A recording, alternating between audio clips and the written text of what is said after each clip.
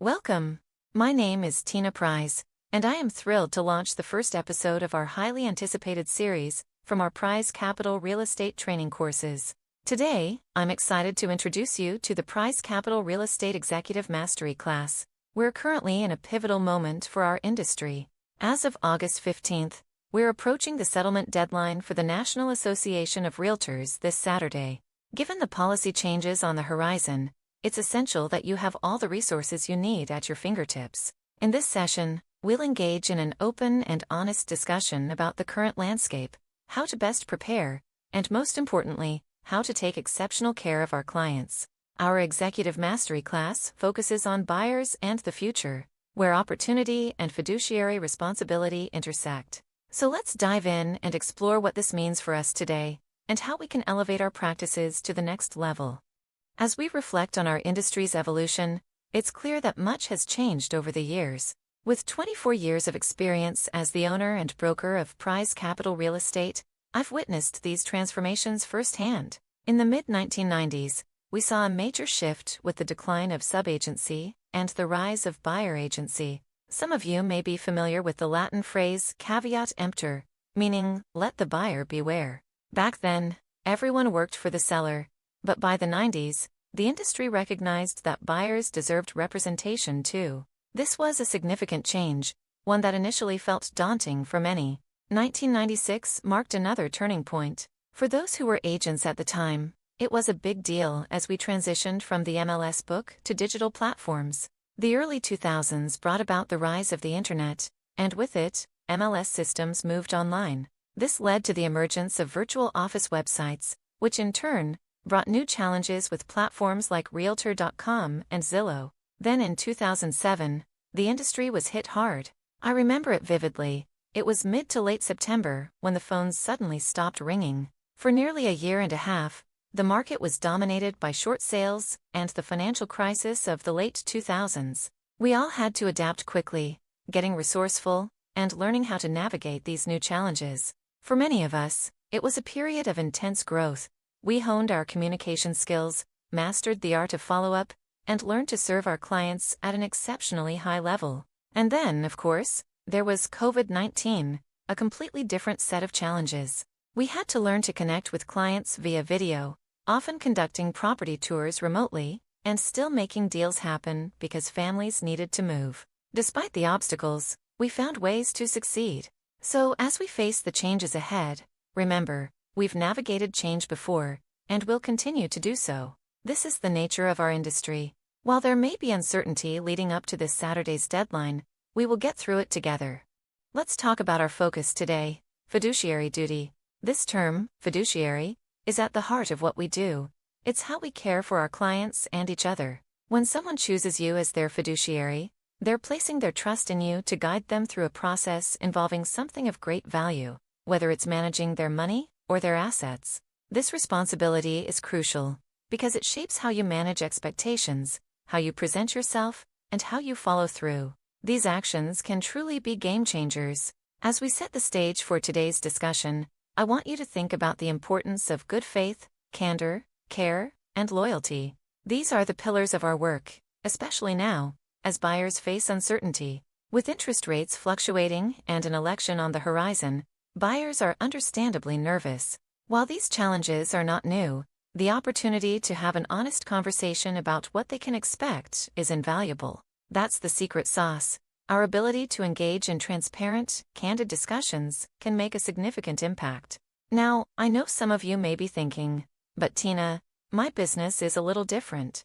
Don't worry, I've got you covered. Let's work together to set you up for success. At the core of our work is the concept of fiduciary duty, how we operate, what it looks like, and where we're headed. But beyond that, I want you to focus on one crucial element: consistency. Consistency is one of the hardest things for any of us to master, whether it's sticking to a fitness routine or maintaining healthy habits. Just like many are enthusiastic about the gym in January, but struggle to keep it up by August, the same principle applies in our professional lives. Consistency is value. It's why people are willing to pay $5 for a coffee at Starbucks, or $150 for a ticket to Disneyland. They know they're going to have a first-class experience every time. So, what does a first-class experience look like with you? Your value is closely tied to three key areas: how you use and advocate through forms, the tools and resources you leverage, and your knowledge of the market and inventory. Let's start with forms. I know it can be overwhelming with new forms from your brokerage, local association, state association, and MLS rules. But the best thing you can do is to deeply understand the core forms that will best serve your clients. If you're working with a buyer, can you explain the process in a way that's simple and clear? Remember, as Einstein said, if you can't explain it simply, you don't understand it well enough. Next, consider the tools and resources at your disposal. While many of us have relied heavily on the MLS in recent years, I encourage you to think beyond that. Zillow, Realtor.com, county records, and even other brokerages can be invaluable resources. At Pries Capital Real Estate, we've leaned into Pries Capital Exclusives, which is just one example of how you can leave no stone unturned. These tools help you find the right property, make the best offer, and follow through every step of the way to closing. Then there's the market and inventory specifics. For example, in my area along the beaches of South Carolina, it's crucial to know what inventory is available, what's coming, and what builders are doing. Are lots being divided? Is there new construction, remodeling, or commercial renovation? What about infrastructure, extensions of sewer lines, electricity, or high-speed internet? Understanding these elements allows you to save your clients time and money and helps them make informed decisions. This positions you as a consultant at a higher level. Finally, consider the unique processes in your local market. Maybe it's a sewer scope, radon testing, or other inspections that the average buyer might not be familiar with. How do you set your clients up for success in these areas? By mastering these three core skills: understanding forms, leveraging resources, and knowing your market, you significantly enhance your value proposition. It doesn't matter if you're brand new to the business or a seasoned professional, these fundamentals are key to thriving in our industry. Now, let's talk about preparing for success. You might be a master of forms, a wizard with market knowledge, and an expert at guiding buyers through the process, but to truly level up in this new market, we need to take our preparation to the next level. The resources you build today will make all the difference tomorrow. And yes, I'm going to say it, video is key. Right now, video is one of the most powerful tools we have for communication. Whether you're watching me on YouTube, Instagram, or a replay, the fact remains, video conveys information faster and more effectively. It engages the mind with pictures, voice, and sound, making it a compelling medium. So, let me ask you, when you Google yourself, what shows up? What does your Facebook or social media presence look like? Are you actively showcasing your business, making it clear that you're the go-to resource your clients need? Our phones give us the power to access the world with just a few clicks. Imagine putting that power in someone's hand, where you are the resource they turn to. Next, consider your media presence. If I reached out to you today, could you quickly send me links to your website, a video about your company, or an explanation of how agency works in South Carolina? Being able to share these resources effortlessly sets you apart. And when you're walking through a property and notice a potential issue, like dry rot on the deck or a roof that may need replacing, do you have a list of trusted vendors ready to recommend? Simply pointing someone to Google isn't enough. In fact, I'd argue it's an abdication of your fiduciary duty. People often talk about the rule of three when it comes to vendor recommendations, but here's my take: there's no magic number. What matters is offering informed choices, more than one option, but fewer than a phone book's worth. If you're new to the business or an area, that's okay. Crowdsource recommendations from past clients or colleagues. Even if you don't have personal experience with a vendor, a trusted referral from someone else in your network is still valuable. When you and I prepare for success by having these resources at the ready, we gain confidence in meeting with clients and responding to their needs. Remember, the market we're in is all about how we show up for people today. But if you're always getting ready, you might miss out on the clients who need you now. So I invite you to take stock of your business. What do you need to get ready? Start by tackling 1 or 2 tasks each week, especially during the so-called slow season. This preparation will position you to move forward with confidence and make a real difference. Now, let's talk about packaging, specifically, packaging the benefit to your clients. At the end of the day, It's not just about demonstrating your value. It's about the tangible benefits your clients receive. You see, I could talk about my value all day, but if it doesn't meet the client's needs, it doesn't matter. What truly matters is the package of benefits you offer to your clients. So when you think about your business and how you present it, ask yourself, what is the packaged benefit to the client? How does it manifest? It really boils down to two key factors. Are you saving them time, or are you saving them money? People are willing to pay for convenience, whether it's choosing a more expensive Uber that's closer, or opting for a service that saves them time in their busy day. Let's break down what packaging means in this context, especially in light of the discussions we've been having since the NAR settlement was first announced back in March. First, consider how you showcase savings for your clients. Focus on how much you've helped people save, whether through skilled negotiation, lowering the purchase price, or securing concessions like closing costs. This can be a game changer for clients, and it's something you should highlight. Take a look at your recent transactions over the past 6 months or year, and create a list of the savings you've achieved. This is powerful information to share with potential clients. Next, think about time. Some clients are more than willing to pay a premium if it means getting time back in their day. Talk about the current timeline for buying a home in your market. For instance, the National Association of Realtors, NAR, reports that it takes an average of 10 weeks for a buyer to find the right home. Are you better than the national average? What techniques do you use to streamline the process? If a buyer needs to move quickly for a new job, they'll be looking for an agent who can meet that need efficiently. What is your packaged benefit in this scenario? NAR also tells us that most buyers only interview one agent, just over 50% in fact. While this might remain steady, even as the industry evolves, it's crucial to package yourself in a way that stands out. Showcase your benefits online, on your website, social media, and other platforms, so that potential clients already see how you can serve them, even before they've met you. That's a game changer. At the end of the day, clients can Google a lot of things. They can look up symptoms, medications, and even how to buy a house. But what they can't find online is the depth of knowledge and experience you bring to the table. Your expertise, built through education and countless transactions, is what truly sets you apart. That's the benefit you offer, and that's what I encourage you to emphasize in your packaging. Alright, so let's break it down.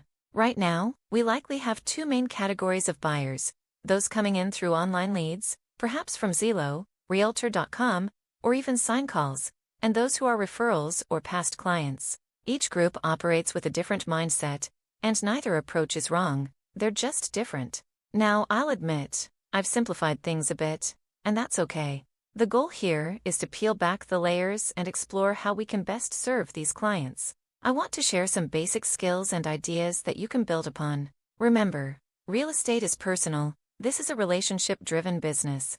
What works for me might not work for you, and that's perfectly fine. The key is to take the best ideas, tailor them to your style, and elevate your approach from there. Let's start with internet and sign call leads. These clients often require an instant response. They might be standing in front of a house right now, ready to move forward, so building trust quickly is essential. This can feel a bit awkward, but with preparation, you can make it work. Being ready in advance is crucial for these situations. On the other hand, referrals and past clients typically involve a longer-term strategy. These clients have likely observed how you operate, how you care for your clients, how you communicate, and how you follow up. They already have some level of trust in you. With these clients, there's often an opportunity to sit down and have a strategy session. If they're a past client, you might use this time to update them on market trends, or simply reconnect during your regular outreach to your top 100 contacts. Each type of client presents different opportunities, and your approach should reflect that. Whether it's responding quickly to an online lead or nurturing a long-term relationship with a referral, the key is to be adaptable and intentional in your strategy. Now, let's zero in on handling cold leads. I want to share a straightforward 4-step process that can help you get into the right mindset for what to do next. This process is a blend of strategies from several top-performing real estate agents who are successfully navigating cold leads. Step 1. Answer the call. It sounds simple, but it's crucial. Pick up the phone when it rings. Establish immediately which property or properties the caller is interested in. Your script could go something like this. Hi, This is Tina with Pries Capital Real Estate. How can I help you? Oh, you're interested in 789 Main Street? I'd love to show you that property. I have availability this afternoon at 4 o'clock or another appointment at 6 o'clock, or I can meet you tomorrow. What works best for you? Notice how you're taking control of the appointment while remaining accommodating. Step 2. Confirm and expand. Once the appointment is set, confirm it by saying, "Great. This afternoon at 4 o'clock works perfectly. I'll send you some information shortly." But before we wrap up, were there any other properties that caught your eye? Also, have you had any contact with another agent or signed anything that I should be aware of? This step is critical. If they've signed with another agent, acknowledge it by saying, "I'd be happy to show you the property, but I want to ensure I'm not stepping on another agent's toes." Establishing this upfront is essential. Step 3. Educate and follow up. Next, send them a quick video explaining how agency works in South Carolina. The video should outline the types of agency, how you operate, and what they can expect when working with you.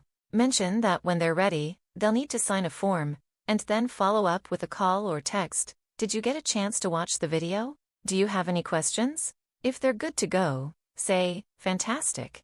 I'm sending over a form required for us to move forward." If you decide to purchase one of the homes we see today, this will outline my fee. Let me know if you have any questions. Send the form for e-signature via dotloop, and once signed, you're ready to show the property. Step 4. Build trust during the showing. While you're in the house, focus on building trust. Help them understand the next steps, and as you wrap up, say, "I'd love the opportunity to be your agent for the long term.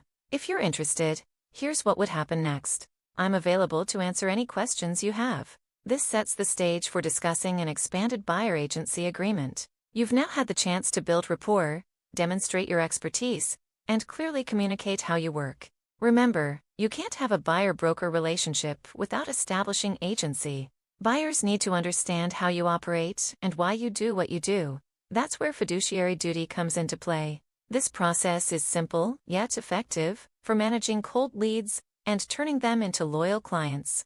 So when it comes to maintaining consistency with your past clients or referrals, it's essential to focus on strategy. What we used to call a counseling session in the old days, or even just last week, is something I now invite you to think of as a strategy session.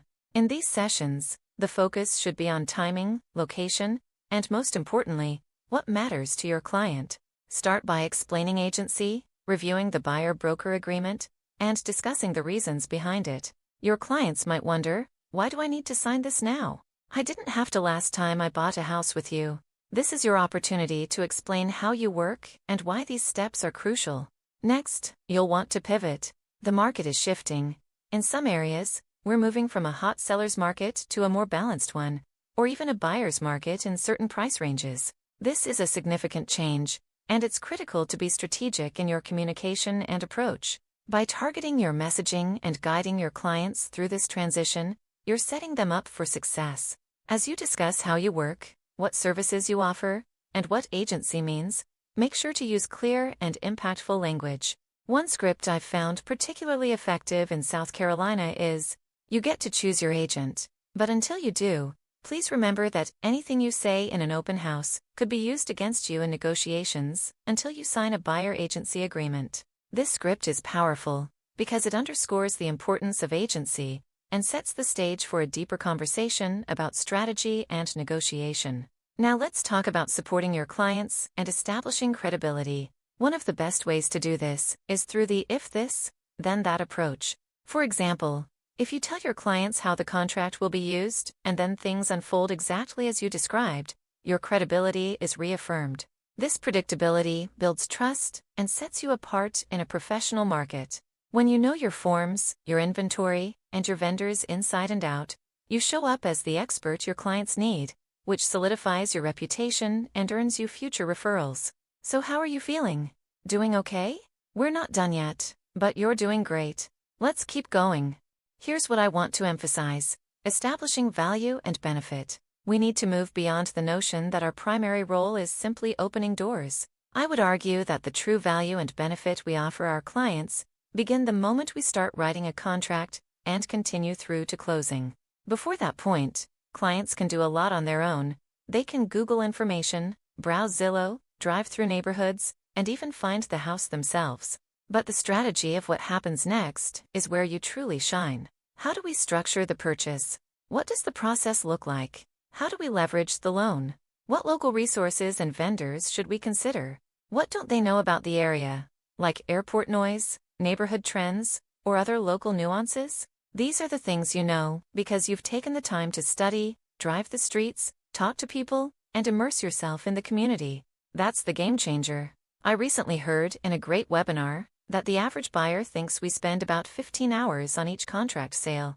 The reality? You're dedicating at least 80 to 100 hours. What's challenging is that when we take a listing, there's visible activity, a sign in the yard, broker caravans, open houses, and then the contract phase. With buyers, much of what we do happens behind the scenes, daily calls to vendors, home inspectors, lenders, and all the updates we provide. This work makes a significant difference, even if it's not immediately visible to the client. Let me give you a quick pro tip. When you're providing updates, especially if you're working with a couple or duo, it's common to communicate with just one person who is more available or responsive. That's great, but it's crucial to follow up with an email to both parties. After each call, send a summary email to everyone involved. As per my conversation with Mike just now, here are the key points and next steps. This ensures everyone is on the same page and feels included in the process. By documenting every communication in writing, especially in situations involving multiple people, you create a clear record that can be referred back to. It's a small step that makes a big difference in making clients feel involved, especially when one party might be less available due to work or travel. This is a key element of maintaining transparency and ensuring that all parties are fully informed. Alright, here comes the challenging part, discussing how we get paid. After doing all this work, focusing on targets, supporting strategy, and everything else, it's time to address compensation. With the recent changes, it's no longer automatically listed in the MLS, so this conversation is more important than ever. One of the simplest and most effective scripts I've come across goes like this. This is everything I do for you, and this is how I show up. How would you like to pay my fee? We have several options. I love this approach because it's straightforward and direct. Think about it. When we go on a listing appointment, we clearly outline all the services we're going to provide and state our fee. We might have a conversation with the seller to negotiate, but our fee is stated upfront. However, with buyers, we haven't always been as comfortable with this directness. I understand why. Many of us haven't used buyer agency agreements to their full extent since they became common in the 90s. I want you to become comfortable saying, "This is my fee. How would you like to pay?" Here are 3 options you can offer. 1. Pay at closing. You can include my fee as part of your closing costs, which you pay at the close of escrow. 2. Seller concession. We can request that the seller provide a concession to cover closing costs, including my buyer broker fee. This can be negotiated as part of the overall offer and might include costs for your loan, escrow, and title. 3. Direct pay. If you authorize me before we write the offer, I can submit a direct pay form requesting that the seller pays the buyer broker fee directly. We'll negotiate this as part of the transaction. It's essential to lay out these options clearly, allowing the buyer to choose the method that works best for them. This approach empowers them, making them feel involved and respected. Remember, the goal is to provide options, not to corner the buyer. This way, they understand their choices and feel comfortable with the process. As we move forward, it's critical to be transparent about our fiduciary responsibilities and explain the different ways we can structure compensation. So, how would you like to pay my fee? At Pries Capital Real Estate, we've adopted a clear and straightforward approach to compensation to eliminate any confusion. When I take a listing, I negotiate my fee directly with the seller. This is my listing compensation. Pries Capital Real Estate does not share this listing compensation with a buyer broker. Whatever I negotiate is solely for listing services. If a buyer broker is involved, they have 3 options for how they can get paid. The recent removal of compensation details from the MLS means we no longer have a uniform, unilateral offer of compensation that automatically includes the buyer broker. Previously, listing agents would negotiate the total fee with the seller and then decide what to offer to a buyer broker via the MLS. That system, like the dinosaurs, is now extinct. Today, the buyer and seller is back at the center of the decision-making process, where they should be. So how does compensation work in this new landscape? Here are the three options.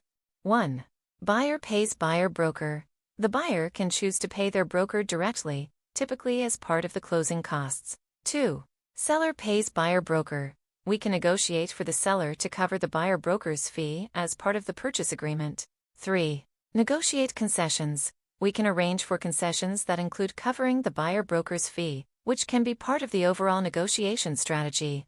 To streamline this process, we've taken proactive steps at Pries Capital Real Estate. In May, we started using a direct pay form, anticipating that VA had not yet updated their procedures. Our goal was to ensure that we could continue to provide exceptional service to our veterans. This form is simple, straightforward, and available for anyone in the industry to use. It's a tool that embodies our commitment to making transactions smooth and clear for everyone involved. By focusing on transparency and clear communication, we ensure that our clients are informed, empowered, and at the heart of every decision. That's the Pries Capital way. Let's talk about direct compensation and some quick tips on how to use our process effectively. One approach I recommend is to discuss compensation with the seller before showing a property. You might say, "Hey seller, are you willing to offer compensation? Let's get it in writing."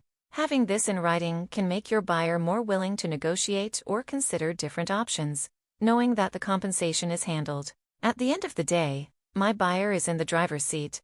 I'm here to guide them and set the right expectations. What's great about the way the direct pay form is designed is that it's tied to the property and the seller, not the buyer. This flexibility means that if I'm a buyer's agent and a new property comes on the market in a price range that's perfect for several of my clients, I can get the form signed once and show it to multiple buyers, securing my compensation.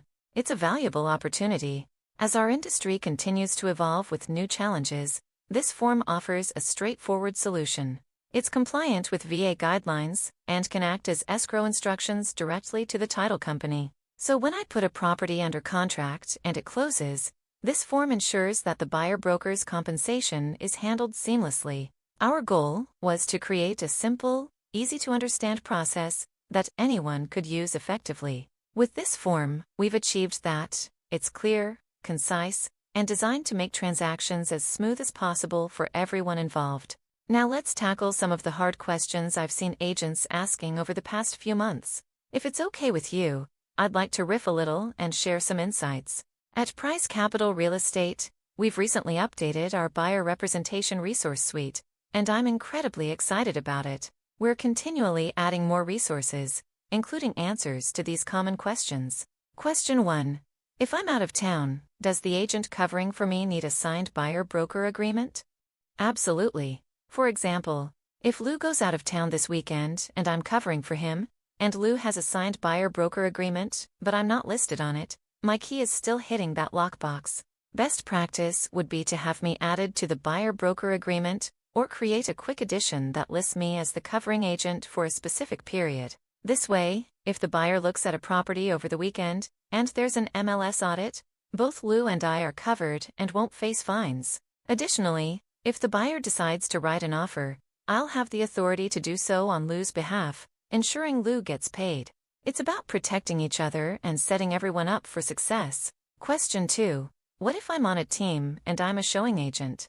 At Pries Capital Real Estate, if you're a showing agent, you need to be with our company. It's an agency thing. If you're on a team, treat this like you would a listing. If I'm the team leader, I'll make sure that each team member interacting with the client is listed on the buyer-broker agreement, just as they would be on a listing agreement. For example, if I'm on Lou's team, both Lou and I will be on the agreement.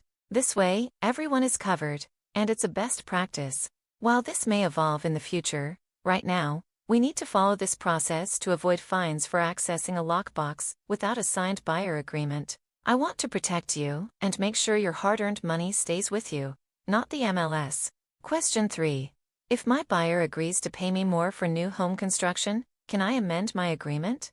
Great question. New home construction often offers more than what's agreed upon in your standard buyer agreement. According to NAR's FAQ, yes, any agreement can be amended in writing. For best practices, if you're working with a buyer who is considering both residential resale and new construction, specify this on your buyer agreement. You might state a different fee for new construction because the work involved is typically more extensive, taking pictures at each stage of construction, managing the process over a longer period, and coordinating with builders. This ensures clarity from the start and reduces the need to amend agreements later. However, if you do need to amend, make sure it's done in writing and ideally, before showing the property to avoid complications. Question 4. If I'm representing my family or myself as the buyer, do I need a buyer agency agreement? Yes, you should. Even if you're buying for yourself or your family, and even if the property isn't listed, you're still acting in an agent capacity. Signing a buyer agency agreement ensures everything is documented and compliant, especially if the MLS performs an audit. It's about maintaining best practices and protecting everyone involved. Question 5. What if a buyer starts unrepresented and then wants representation after contract acceptance?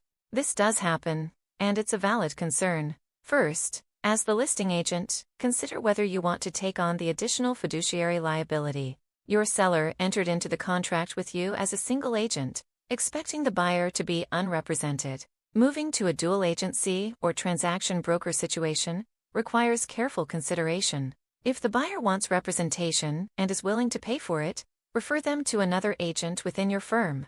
As a listing agent, unless you have explicit permission from the seller to represent the buyer, avoid stepping into this role. It's about maintaining clarity and integrity in agency relationships. Question 6. What if the buyer won't sign the buyer-broker agreement? In that case, you don't work with them. I know this can be tough, especially if you have a personal connection with the buyer. But under the NAR settlement, effective August 17th, if you open a lockbox without a signed buyer agreement, you could face fines ranging from $500 to $5,000. This risk applies to each lockbox entry.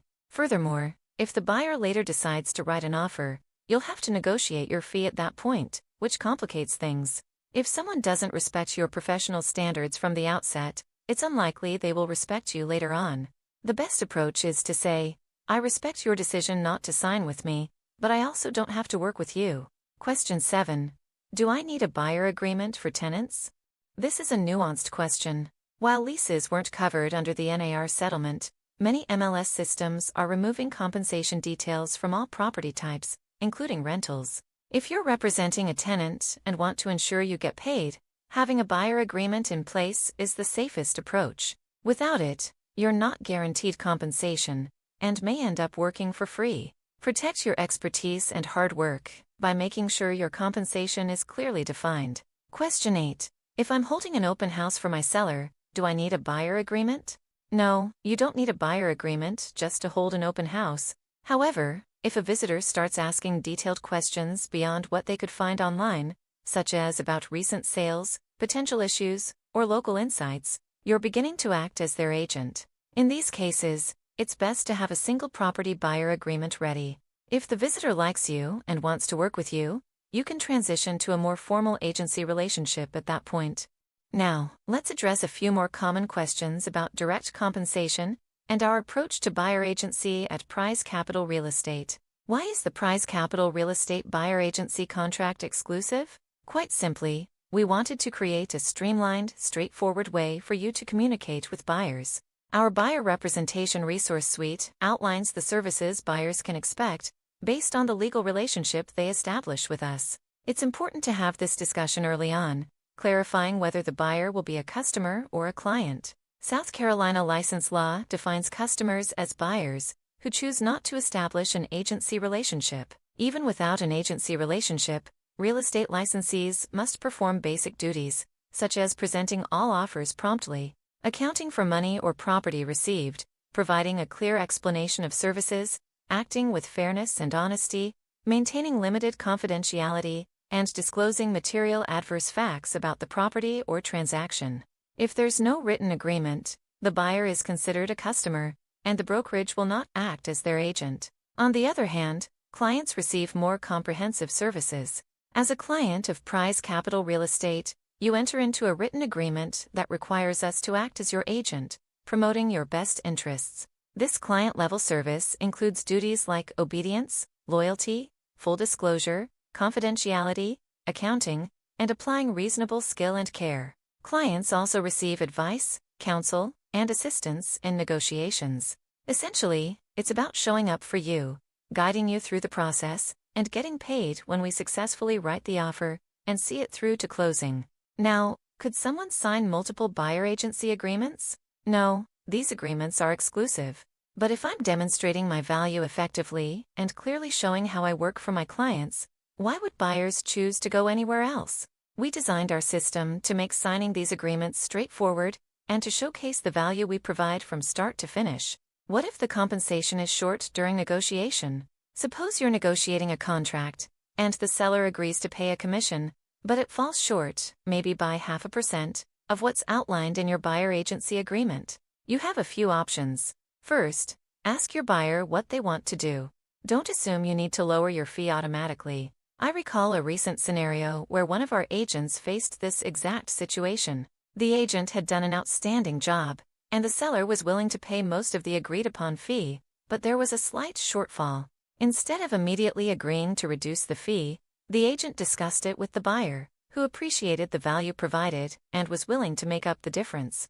This situation underscored the importance of understanding what the buyer values and maintaining open communication. If the buyer cannot cover the shortfall and requests a reduction in your fee, that's a decision for you to make. It's your business, but proceed carefully and consider the implications. What if my buyer says they only want to see homes where the seller offers compensation? In this case, I recommend specifying this preference in writing under the Amendment Additional Terms section of the buyer agency contract.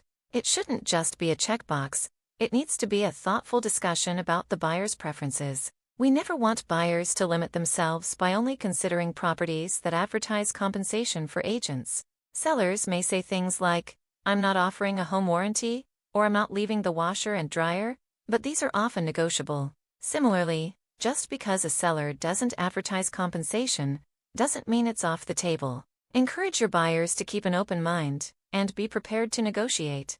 Everything in real estate is a negotiation. We've always approached it this way, and there's no reason to stop now.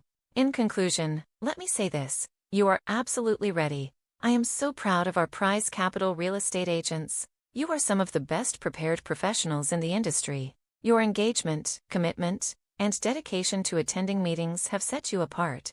I am incredibly excited about the additional resources we'll be rolling out to you as the market continues to shift and change. We'll keep learning best practices together.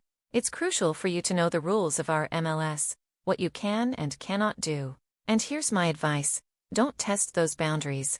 If you're ever unsure, call the MLS hotline instead of risking fines or penalties. I also want you to become so familiar with our forms that discussing them feels completely natural.